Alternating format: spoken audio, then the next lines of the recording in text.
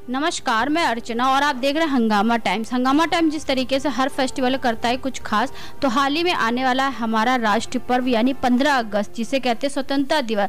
तो स्वतंत्रता दिवस के लिए भी हम लोग खास तैयारी कर रहे हैं। लखनऊ के कुछ खास शख्सियतों से कुछ खास बातचीत कर रहे हैं, क्योंकि हंगामा टाइम्स भी हर फेस्टिवल करता है कुछ खास, चाहे 15 अगस्त हो चाहे 26 जनवरी हो। तो इस बार स्वतंत्रता के रंग यानी कि आज़ादी के रंग हंगामा टाइम्स के संग की कड़ी में हमारे साथ में वरिष्ठ समाज सेविका इंदिरा उपाध्याय जी हैं, जो महिलाओं के क्षेत्र में, साथ में समाज के क्षेत्र में और देश को आगे बढ़ाने के क्षेत्र में कैसे अपनी भूमिका निभा रही, उनसे बात करेंगे उनके जीवन को लेकर के। तो इंदिरा जी हमारे साथ में जुड़ रही हैं। तो इंदिरा जी, पहले तो 15 अगस्त यानी स्वतंत्रता दिवस की आपको हार्दिक शुभकामनाएं। आपकी क्या तैयारी कर रही मैम? अब मैं सारी महिलाओं को बुला के एक जो है झंडारोहण होगा हम लोगों का, और उनको आगे बढ़ने के लिए उसमें प्रोत्साहन दिया जाएगा कि वो घर से बाहर निकले, जो हाउस वाइफ का टैग है वो उनके ऊपर से हटे और वो हम लोगों के साथ मुहिम में जुड़े।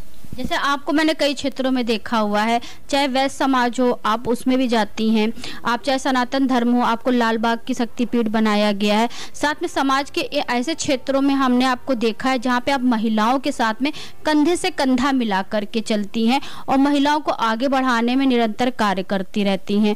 तो इस विषय पे क्या कहेंगी मैम, किस तरीके से महिलाओं को आगे बढ़ने के लिए प्रोहित करेंगी आप? जैसे हम लोगों के जिस मुहिम हम लोग जुड़े हुए हैं, हम लोग जाते हैं वहाँ पे महिलाओं को रोजगार के लिए बहुत सी सुविधाएं हैं। महिलाएं घर से बाहर निकलें, उस ओर अग्रसर हो और हम लोगों से जुड़े और हम लोग उनको रोजगार में अपने साथ जोड़ेंगे। उसमें स्टॉल वगैरह लगते हैं, मेला होता है, उसमें वो आए और हमारे यहाँ उनको रोजगार करने के लिए भी ट्रेनिंग दी जाती है, उससे जुड़े वो।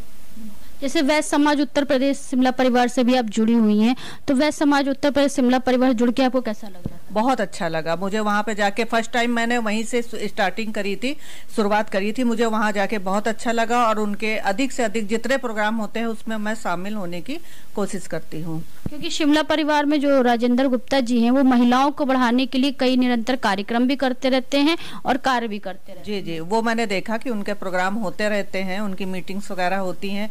वो महिलाओं को आगे बढ़ाने के लिए बहुत प्रयास कर रहे हैं, उसके लिए उनको बहुत बहुत धन्यवाद।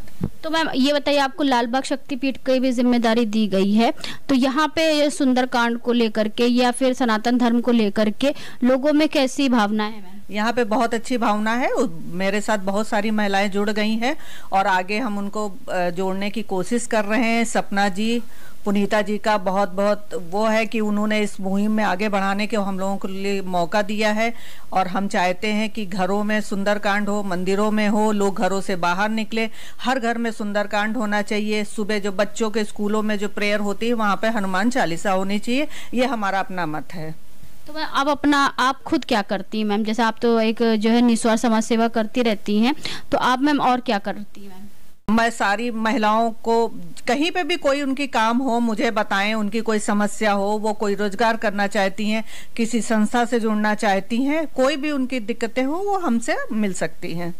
तो मैम ये बताइए, जैसे अभी हाल ही में हमारा स्वतंत्रता दिवस आने वाला है या 15 अगस्त, तो आज भी जैसे कहीं भी बच्चे होते हैं या बड़े होते हैं, 15 अगस्त यानी स्वतंत्रता दिवस को गणतंत्र दिवस कह देते हैं और 26 जनवरी को ये स्वतंत्रता दिवस कह देते हैं।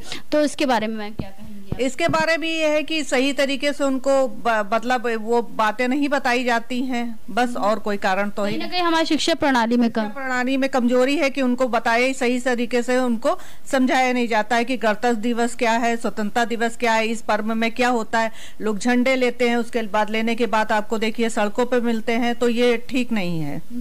क्योंकि 15 अगस्त यानी कि 1947 हमारा देश स्वतंत्र हुआ था, 26 जनवरी 1949 में हमारा संविधान बना था और 50 में लागू हुआ था।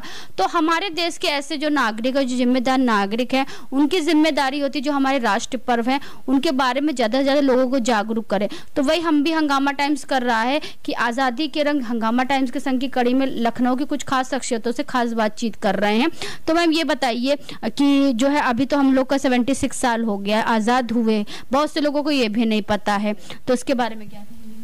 यही है कि अब इनको समझना चाहिए और सब चीजें लोग करते हैं, इन बातों पे ध्यान देना चाहिए और उनको बताया जाना चाहिए कि कौन सा पर्व कैसा है, इसमें क्या हुआ। उन शहीदों को नमन करना चाहिए, उन क्रांतिकारियों को नमन करना चाहिए जिन्होंने इसमें अपना पूरा सहयोग दिया है। तो मैम हाल ही में आप जो है आपने जैसे बताया कि 15 अगस्त में आप झंडारोहण करेंगी और महिलाओं को जागरूक करेंगी, तो मैम चलते चलते आखिरी सवाल हम आपसे करेंगे, हमारा स्वतंत्रता दिवस है, उसमें सभी देशवासियों को क्या शुभकामनाएं देना चाहिए? यही सपना है कि सब लोग मिलजुल के रहें, हमारा देश आगे को बढ़े, लड़ाई झगड़ा ना हो, सब में प्रेम भावना रहे। तो ये थी हमारे साथ में वरिष्ठ समाज सेविका इंदिरा उपाध्याय जी, जिनकी विचारधारा सुनी। तो हम ऐसे ही 15 अगस्त यानी कि आज़ादी के रंग हंगामा टाइम्स की कड़ी में लखनऊ की कुछ खास शख्सियतों से खास बातचीत कर रहे हैं उनके जीवन को लेकर के, और 15 अगस्त विशेष पे वो क्या विशेष कर रहे हैं, क्योंकि हमारा ये राष्ट्रीय पर्व है। राष्ट्र पर्व अनेकता में एकता की मिसाल है, जहाँ उन्होंने बताया कि हम सभी को एकता के सूत्र में बनना चाहिए और भाईचारे से रहना चाहिए, और इस फेस्टिवल को जो है राष्ट्र पर्व की तरीके से मनाना चाहिए। तो ऐसे ही लखनऊ की कुछ खास शख्सियतों से 15 अगस्त विशेष पे हम लोग खास बातचीत करते रहेंगे और आपसे मिलवाते रहेंगे। तो इसी के साथ मैं अर्चना आपसे इजाजत लेना चाहूंगी। धन्यवाद, बने रहिएगा हंगामा टाइम न्यूज चैनल के साथ में। हंगामा टाइम्स की तमाम खबरों को देखने के लिए हंगामा टाइम्स को सब्सक्राइब कर लीजिए और बेल आइकन दबा लीजिए। अगर आपको ये वीडियो अच्छा लगा हो तो लाइक बटन प्रेस कर अपनी प्रतिक्रिया हमारे कमेंट बॉक्स में देना मत